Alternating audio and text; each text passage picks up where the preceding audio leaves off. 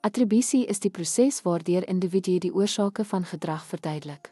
Mense maak attribusies om hul omgewing te verstaan en toekomstige gebeure te voorspel. Interne attribusie, die toewysing van gedrag aan persoonlike eienskappe, vermoëns of pogings. Eksterne attribusie, gedrag word geblameer deur situasionele faktore buite persoonlike beheer. Stabiele attribusie, die oortuiging dat die oorsaak van gedrag oor tyd konsekwent is.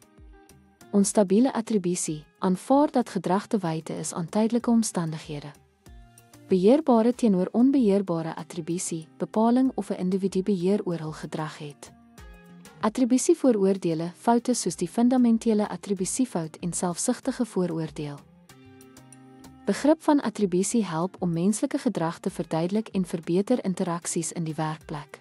Akkurate attribusies verbeter besluitneming en konflikoplossing.